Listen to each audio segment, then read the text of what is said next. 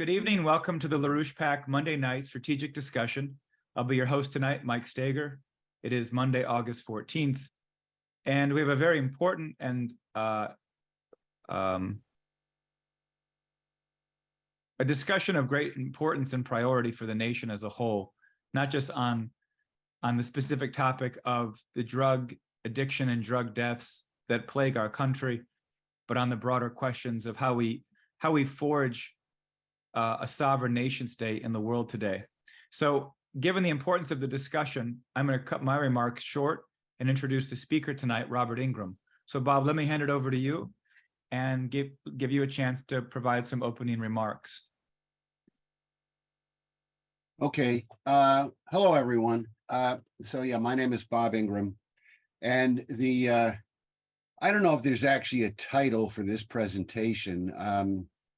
I mean, it could go by the title of the financial godfathers of the drug empire, because that's what we're going to be looking at. You know, we've had previous discussions on the question of drugs, where things such as the fentanyl crisis, the Mexican cartels, drug cartels, Chinese organized crime, and various aspects of this have been discussed. I'm not going to go through any of that tonight. The subject of this discussion is going to be really on what you could call the British financial empire, the global financial drug empire. Because this is something that no politician, you know, or no one in Congress right now, let's put it that way, certainly no one in the White House wants to address. It's a subject that, you know, during, you know, anti-drug campaigns and anti-drug efforts over the last 20, 30, 40 years, going back to the Reagan or even to the Nixon administration, this question of the godfathers, the financiers, the banking interests, the oligarchical, you know, wealth that stands behind global drug trafficking, this has never been addressed. It's never been taken on in terms of a serious effort to change policy, because what you're talking about are the most powerful financial interests in the world, or at least they've become the most powerful financial interests in the world over the last 40, 50 years. Now, I'm going to start by playing a short clip from a film, because, you know, when I put out this book, Unconditional Surrender, Winning the War on Drugs in the 21st Century, you know, there were some people who thought it was a little too harsh, you know, that it was a little too extreme, perhaps. But you know, I want to set the mood for what we're going to be discussing tonight, because this is not some academic or programmatic discussion of banking and finance. This is a question of a war to save our nation, and really to save humanity, because this is a global problem. But in particular, it's a war to save our nation, to save the people of our nation. And it is important that people put themselves in the right mindset as to how we have to approach this. So I'm going to play a short film clip. Mike is going to play it, actually. It's very short. It's only about 60 seconds, 60 to 70 seconds. And where it's taken from is that during World War II, Frank Capra, the Hollywood director, was commissioned by the government to produce a series of films, essentially to boost morale in the American people for fighting this war, because a lot of people were dying, a lot of sacrifices were being made, and the purpose of these films was to remind people why we're fighting. And in fact, that was the title of the series. He produced 7 films, and the collective title of the 7 films was Why We Fight. What I'm going to play is the last minute or so, the concluding section from the concluding film, the 7th film. The title of that film was War Comes to America. You know, it begins with scenes from the attack on Pearl Harbor, and then you'll see where it goes from there. So do you want to play that, Mike? You got it.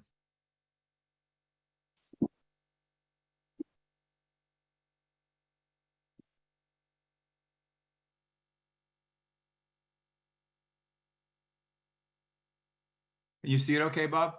Yeah, I don't have any sound. Yep, it's not started yet.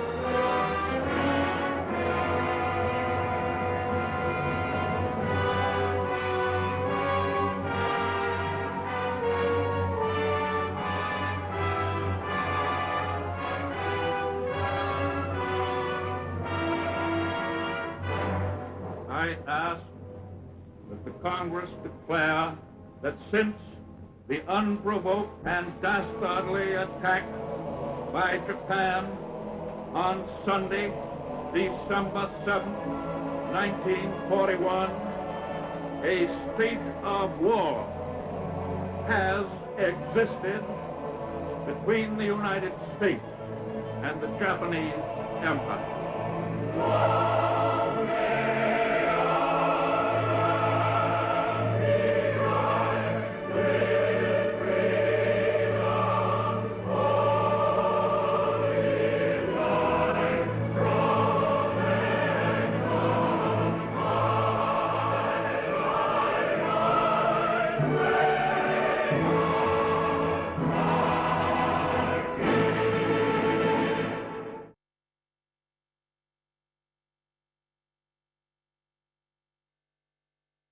Okay,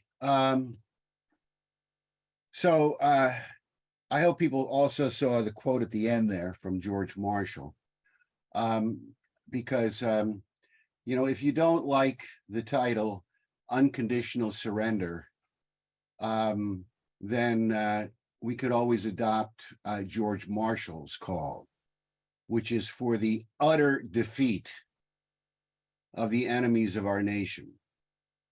And that is what we are talking about here. A state of war in which nothing is acceptable other than the utter defeat of our enemies.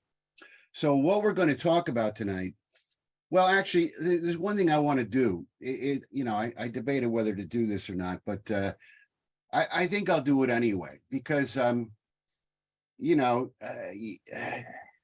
I mean, people say that this is too negative or something, that it scares people.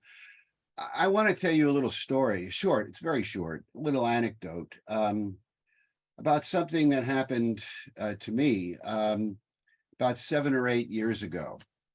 This was when I was the co-editor of Executive Intelligence Review magazine. And I had written an article about, I don't even remember the article that well, but it was about the proposal for a new Bretton Woods monetary system. And, you know, in a nutshell, what I said in the article was that we could bring the 4 nations together, the 4 great sovereign nations, the United States, Russia, India, and China. We could work out agreements on, you know, a new fixed exchange rate system, investment for, you know, productive investment, that we could recruit other nations to this, that this could lead into a new Bretton Woods conference, and that this new system could spread all over the world, to Africa, to Asia, to South America, to everywhere in between, and we could create a new paradigm. I don't know if I use that phrase, but a new paradigm of peace and economic development around the world. And then I said, as this takes hold, as this new system becomes universal and cooperative among sovereign nations, that the old British financial system will wither away, that it will die off, that it'll be overwhelmed and made obsolete by this new Bretton Woods system, that you know, it simply will cease to exist. And Lyndon LaRouche, this article never got published. Lyndon LaRouche read this article, and he got to that point in the article, and he said, no, no, no. And he was angry. And he said, it will never wither away. It will never disappear of its own, you know, on its own. That these people, the British imperialists, the oligarchy, will fight to their dying breath. And, you know, he was insistent that we had to recognize that we had an enemy that had to be crushed, that it was not going to voluntarily give up its power. And I tell you, that little, I wouldn't call it a confrontation, but that little, it wasn't even a disagreement, but that interchange with LaRouche has stuck with me over the years. That this is a war that we are involved in. And you have to recognize that. And you have to recognize that we have to win this war. As George Marshall said, nothing is acceptable other than the utter defeat of our enemy. So with that introduction, what I'm going to talk about is, I said, the British financial drug empire. And I want to give a little bit of history on this. I'm not going to dwell on it, but I think it's important to recognize that the British Empire, and by the British Empire, I mean the monarchy, the House of Lords, the highest levels of the City of London financial institutions, the British Empire created global narcotics trafficking. Now, obviously, they didn't create narcotics. Narcotics have been around for a long time and have, you know, for many, many centuries, and have been a problem here and there in various kinds of societies. But the British did something different. They created a global trade in narcotics. And that trade in narcotics became the basis for the enrichment of the City of London, of the British oligarchy, the British banks, the British trading companies, et cetera, et cetera. You know, to a large extent, not entirely, but to a very significant extent, the wealth and power of the British Empire in the 19th century, the great empire of Rudyard Kipling, was built on drug money. Now, this began before the American Revolution. The British began establishing colonies in India, and as early as 1757, they began turning whole sections of Bengal and a couple of the surrounding areas into mass opium production, opium plantations. And these were plantations, you know. In 1780, and this is while the American Revolution is going on, you know, while George Washington has troops in the field. In 1780, Warren Hastings became the first Governor General of British India, and he enacted a new policy of mass cultivation of opium for the purpose of exporting all of this opium into China, where it was illegal. So the British were going to not only produce the opium, but then smuggle the opium into China. By 1796, which is the same year that George Washington gave his farewell address, in 1796, the British East India Company was selling 4,000 chests of opium in China, all illegally, all in violation of Chinese law. A chest weighed about 170 pounds of pure opium, and they were selling 4,000 of these chests by 1796. Then, as people know, in the 19th century, the British fought 2 opium wars against China, in which Britain was the aggressor. Britain, in both instances, launched the war. The first Opium War was from 1839 to 1842, and the second one was from 1856 to 1860. By the conclusion of the first Opium War, the British at that point were not importing, smuggling in 30,000 chests of opium into China every year.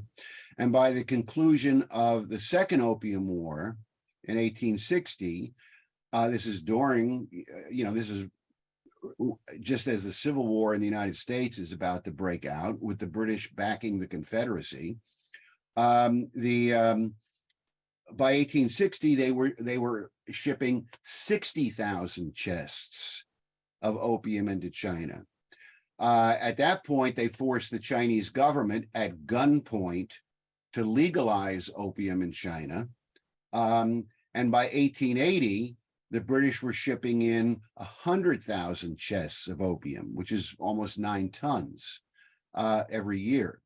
So they went from 4,000 chests in 1796 to more than 100,000 chests in 1880, within, only 80 something years.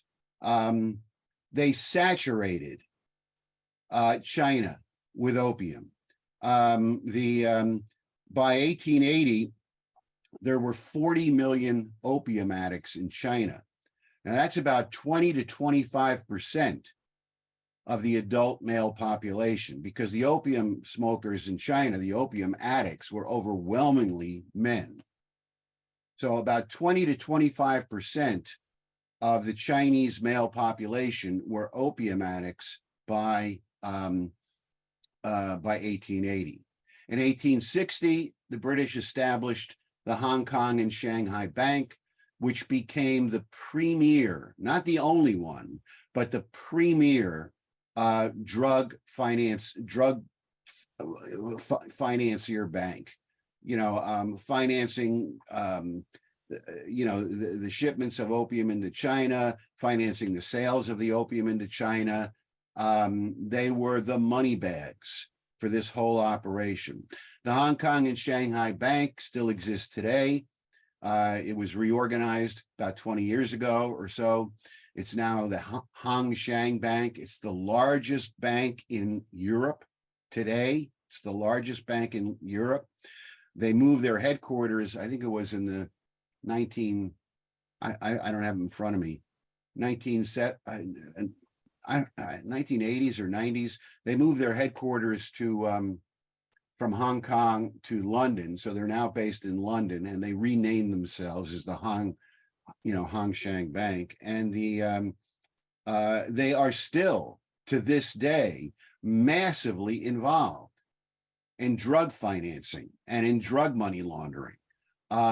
They have never changed their tune on this. All of the opium was produced by the British in India. It was all shipped into China by British shipping companies like Jardine Matheson. It was all sold in China and financed by the Hong Kong and Shanghai Bank and other British controlled institutions. This was deliberate. It was conscious to deliberately addict 25% of the men in China to opium.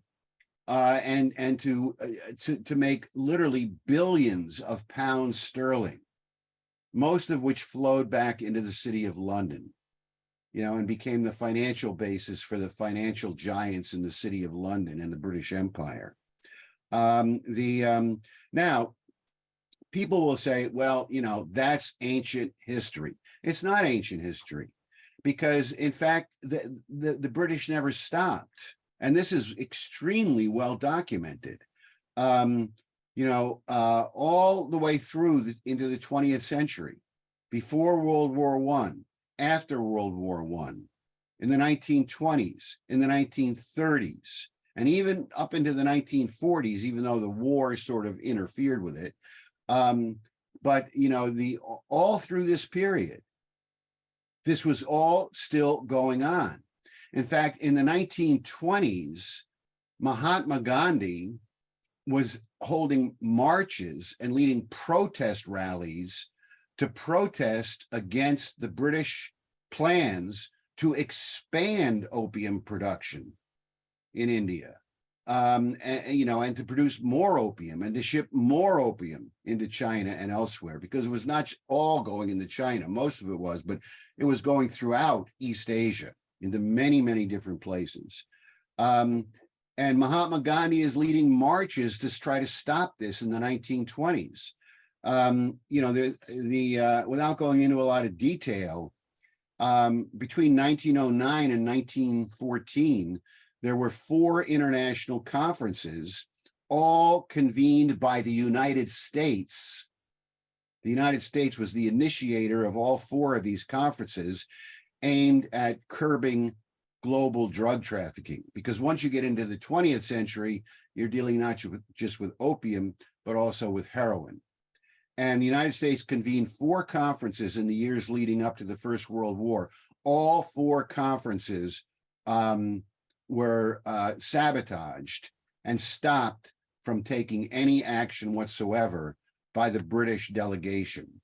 After World War I, in 1923, the United States issued a formal proposal, which they brought before the League of Nations, to reduce worldwide opium production by 90%. This proposal was killed in the League of Nations by the British delegation. There was a group there was an agency in the in the League of Nations called the Advisory Committee of the League's Opium Commission. So they had a opium commission, which was supposedly to try to do something about, global opium and heroin trafficking. And they have minutes of their meetings, some of which I've read, going all the way down to the outbreak of World War II in 1939, where they document massive British involvement, in all of this. Opium, heroin, drug financing, drug trafficking, money laundering. This is all documented by the League of Nations, going all the way down to 1939. And in fact, the opium production continued in India during the war, and it did not end until Indian independence in 1947. So India had to gain its independence from the British Empire in order to stop the mass cultivation of opium in India. Now, so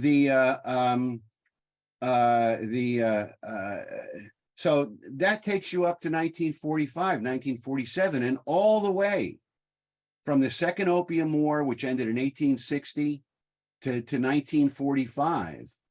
The British were openly involved in all of this. Everybody knew it. It was out in the open. I mean, the British government was growing opium in India, and British shipping companies were shipping it into China. And this continued 1920, 1930, 1940. It was out in the open. Now, what happened after World War II is it didn't stop by any means, but it sort of went underground a little bit, in terms of, I mean, the British were no longer willing after 1945 to proclaim, hey, we're the biggest drug pushers in the world. They sort of thought twice about that after 1945. But, what happened was that, this question of drug financing was taken to a more advanced level, which had enormous repercussions for not just drugs, but for a lot of things.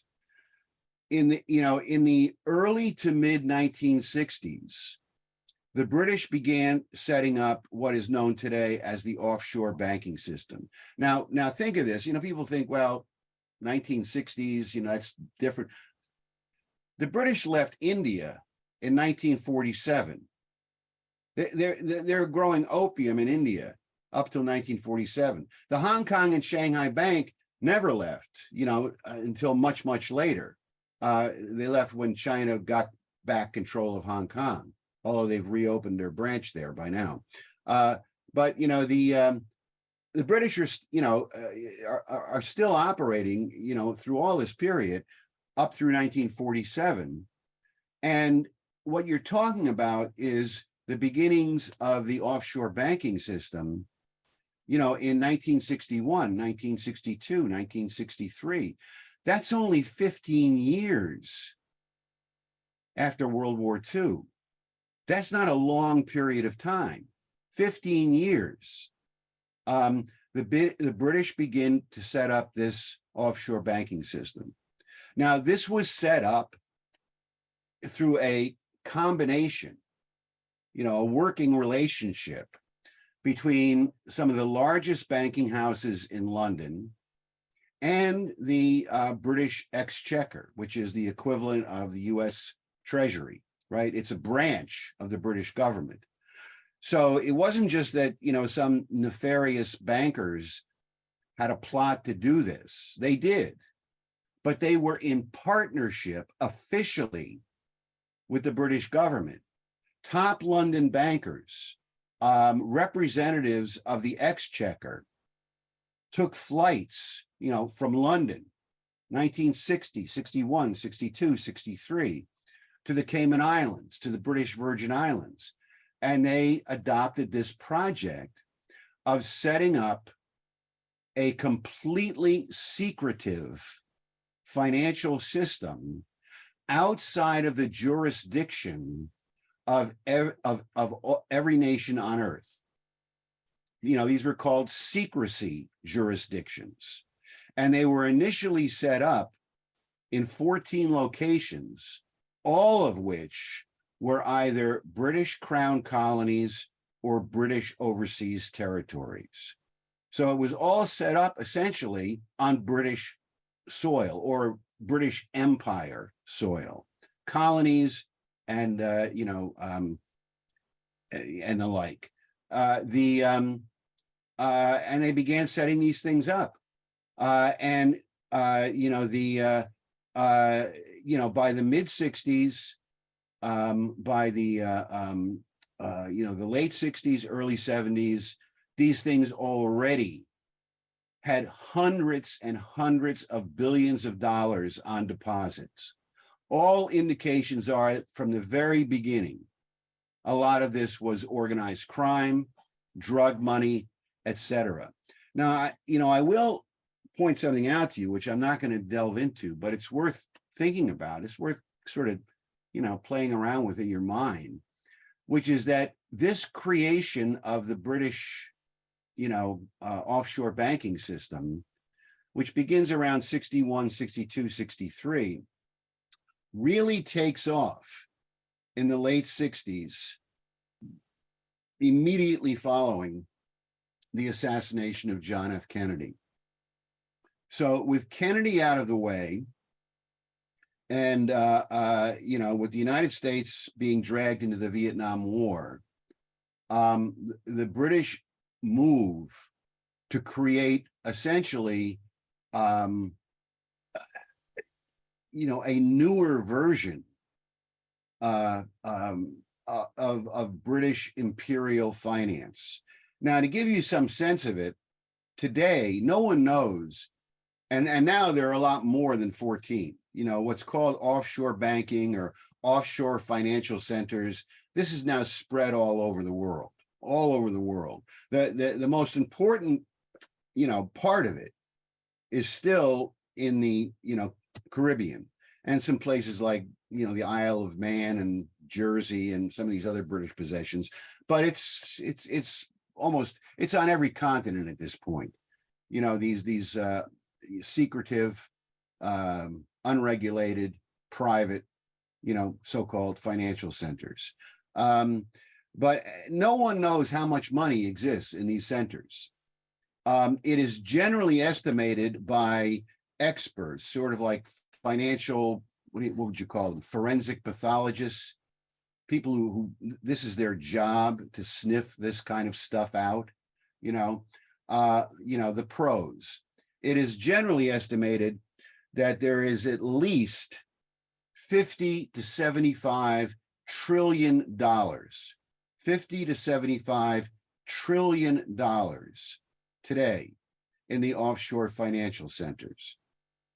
Now, to give you some comparison, the largest deposit bank in the United States, that is, in terms of deposits, total deposits, the largest deposit bank in the United States today is JP Morgan Chase. And it has about $2.4 trillion in deposits, 2.4 trillion. So that's about 3% of what is held on deposit in the offshore financial centers. 3%. So these offshore financial centers dwarf the regulated banking system. But it's not that they're separate either, because what has occurred is that all of the major banks now have headquarters, not their corporate headquarters, but separate headquarters, separate, institutions. All of the major banks now have institutions in the offshore centers. They all operate there. If you are a Mexican drug lord or someone like that, cartel member, and you have, $200 million you want to squirrel away in an offshore account, you could go to the Cayman Islands and you could deposit it in the Cayman Islands into an account held by Wells Fargo, JP Morgan Chase, Bank of America. Since these are branches in the Cayman Islands or the British Virgin Islands or one of these other offshore centers, this is all secret. The person making the deposit doesn't have to give his real name, doesn't have to give his real address. There are no records of where this money came from. So the major Wall Street, London, German, French, and other major mega banks that exist in the world today can all take drug money in deposits directly in these offshore centers. And they don't have to report it to anyone, and there's no way of really tracing the money other than going and seizing it.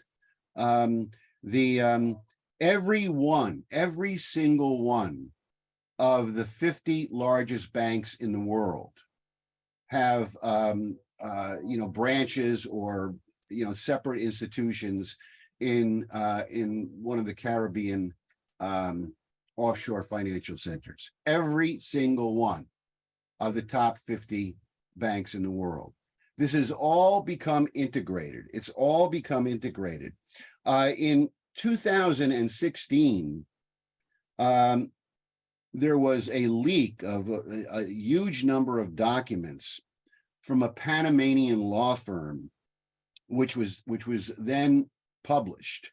by a group called the International Consortium of Investigative Journalists, the ICIG. They published these documents on their website. They were leaked, they were obtained illegally, but they published these. And these became known as the Panama Papers. The next year, more documents were leaked, and these were published as the Paradise Papers. And then in 2021, even more documents were leaked, and these were published as the Pandora Papers. These documents were a revelation because, what they documented were by name, were the existence of hundreds of thousands of offshore entities and accounts. And what they also documented was that all of these offshore centers and all of these accounts were integrated in one operation with the major banking houses. And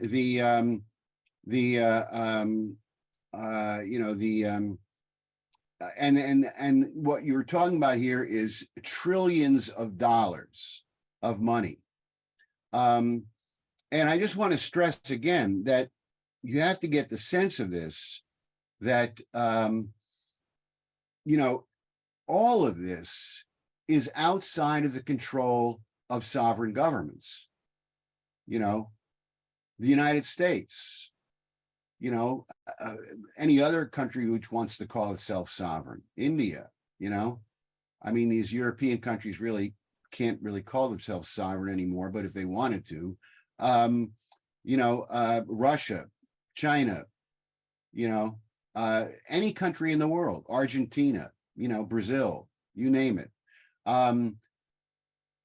None of these nations have any control over these offshore centers. This is, everything that goes on there is secret. It's unregulated.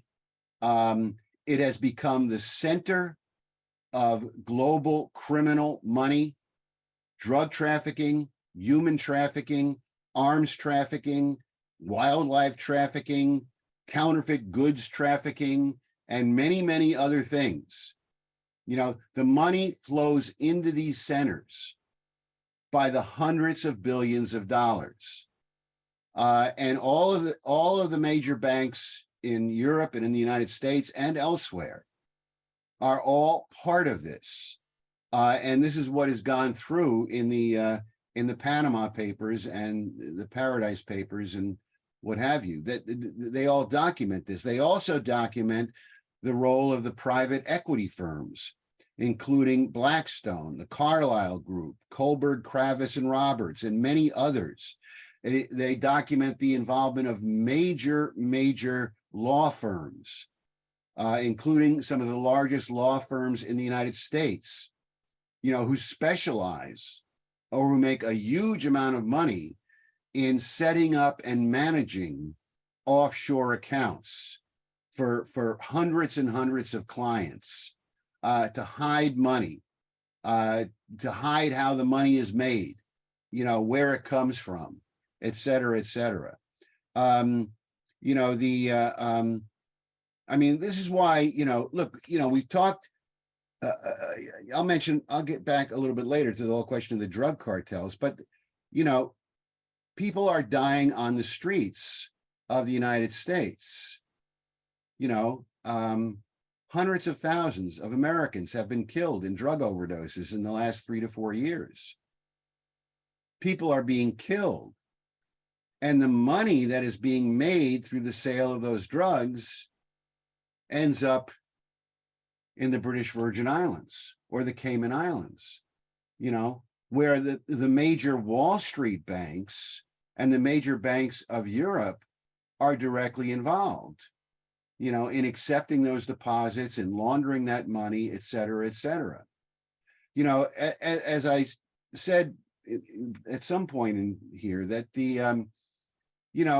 people have the wrong idea about the global financial system today, because they're sort of thinking back, you know, if they know anything about it at all, and a lot of people really know very little about global finance. It's not something they, you know, ever learned about. But for those who have some sense of it, you know, their minds are stuck in the past. It's like, well, you know, under Roosevelt, we had a regulated system, and then that really continued under Eisenhower. And, you know, even in the 1960s and 70s, we had, you know, we had some people doing some bad things, but we had, you know, a banking system, a regulated banking system. We had a regulated monetary system. Even after floating exchange rates, there were still agreements between, you know, that there was some sort of legitimate banking and monetary system. That doesn't exist anymore. It simply does not exist. You know, you know, it is, what you have is a global criminal financial empire. You know, you know, that's what actually exists in the world today. You know, and it bears no resemblance to a legitimate banking system whatsoever. You know, so I want to get into this a little bit more. On September of 2020, this same organization, the International Consortium of Investigative Journalists, obtained about 3,000 leaked documents from the computers of a branch of the U.S. Department of Treasury. The U.S. Treasury has a special branch called the Financial Crimes Enforcement Network. Financial Crimes Enforcement Network. That's a branch of the U.S. Treasury. And you know, the ICIJ obtained 3,000 leaked documents from the Financial Crimes Enforcement Network, which they then published on their website. These became known as the FinCEN files.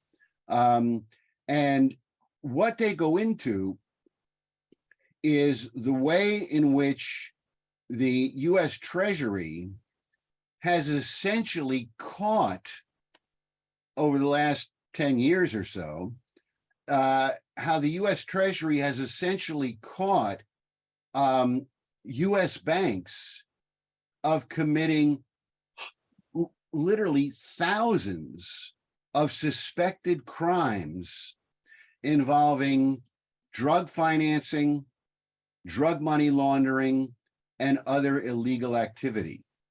Thousands of crimes. And these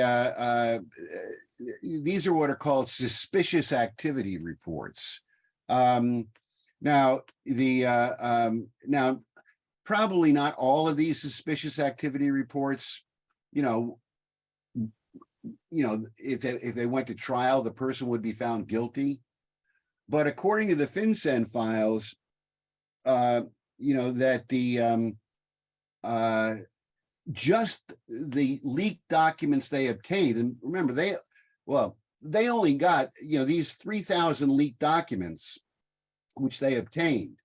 There's only a small sliver of the total number of files held by the Financial Crimes Enforcement Network. So they only got a small percentage of it. But in the files they got, what are documented are 200,000 suspicious financial transactions valued at over $2 trillion. 200,000 suspicious financial transactions committed by U.S. banks and U.S. financial institutions. And they name a lot of these banks. The biggest culprits were J.P. Morgan Chase, HSBC, which is the old Hong Kong Shanghai Banking Corporation, Standard Chartered, Deutsche Bank, and the Bank of New York Mellon. These were classified as egregious violators. Well, then other institutions were named, including American Express, Bank of America, Bank of China, Barclays, China Investment Corporation, Citibank, Commerce Bank, Danske Bank, First Republic Bank, Wells Fargo Bank, Societe Generale, European bank, and that all of these institutions are regularly involved in, suspicious financial transactions, largely linked, not entirely, but largely linked to drug money laundering and drug financing. In 2022, the top banking regulator for New York State, so this is last year, he was quoted as saying, dirty money has metastasized within the guts of the financial institutions. Metastasized within the guts of the financial institutions. And the director of the Russian Federal Narcotics Service, Viktor Ivanov, gave a speech in Washington, D.C., in which he went even further. And he said the following, and this is a direct quote. He said, drug money and global drug trafficking are actually not just valuable elements of, but as donors of scarce liquidity, a vital and indispensable segment of the whole monetary system. A vital and indispensable segment of the whole monetary system. Restrictions to prevent the attraction of criminal money are required. Liquidation of the financial bubble alone will not be enough. The key way to liquidate global drug trafficking is to reformat the existing economy and shift to an economy that excludes criminal money. And the only way you're going to exclude criminal money is to shut down all of the offshore banking centers and obviously take fairly stern action against the major banking houses in the United States and elsewhere. Look, in 2000, the thing that is absolutely mind-blowing about all of this is that despite the overwhelming evidence and even frequent admissions of guilt on the part of these big prestigious banks of their involvement in drug money laundering and other incredible criminal activity, not a single banker has ever gone to prison for this. Overwhelmingly, I don't know the percentage, but probably it's in the range of 90 to 95%. They don't even get prosecuted, but they certainly don't go to prison. Instead, what's been adopted by the U.S. Department of Justice is a practice called deferred prosecution agreement. And the deferred prosecution agreement involves two things. One is that if a bank is caught laundering drug money or other kinds of activity like that, they pay a fine. They have to pay a fine. It's a traffic ticket. And they have to then sign a document promising that they're never going to do it again.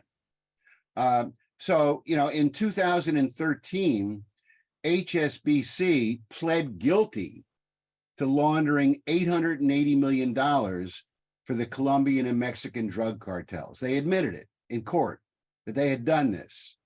And they had to pay a fine, and they promised never to do it again.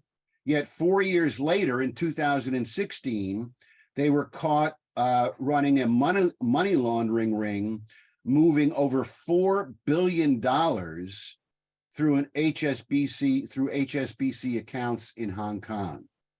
And again, no one was prosecuted for that. Literally, I don't know the exact number, but it's several dozen banks in the last 10 years have reached, have signed these deferred prosecution agreements, which involves hundreds of billions of dollars of drug money laundering, drug financing, other activity. Dozens of major banks have signed these, including, again, ING Bank, which is this big bank in the Netherlands, which took over what used to be Barings Bank, American Express, Wachovia, Union Bank of California, Lloyd's, Credit Suisse, ABN AMRO Holding, Barclays, Standard Chartered. Just what is it? 3 weeks ago, Deutsche Bank was I don't know the amount of money, but they had been caught laundering a huge amount of drug money, and they signed a deferred prosecution agreement 3 weeks ago on July 20th, in which they agreed to pay $186 million fine. $186 million. I mean, what is that? Like 1/10 of 1% of their, annual income or something. And they had already paid fines for the same kind of activity in both 2015 and 2017. So no one goes to jail. None of this stops. It keeps going on and on and on.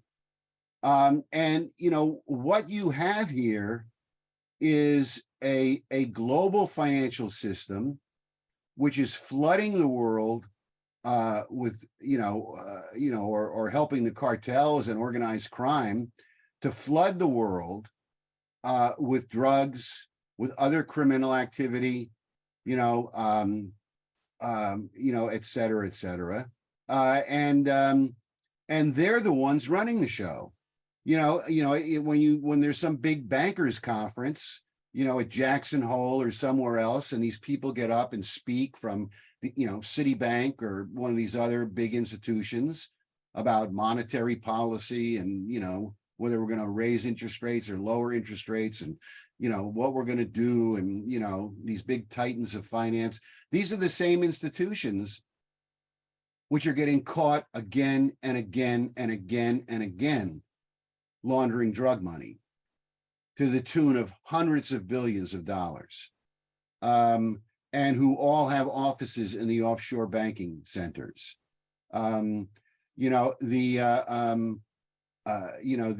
This is how this financial empire works. They're not building anything.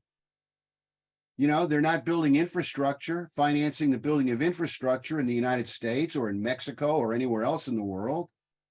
They're not investing in new manufacturing and new science and new technology and anything useful. They're running a criminal global financial empire of illegal money, of drug money, and they're building it on the backs of people dying in the streets from drug overdoses. This all has to be shut down. It has to be cleaned out. Now, I don't want to go any further because, and I know I just scratched the surface, but, people will say, what can you do?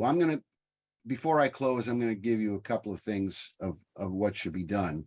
But what I want to say is that in this book,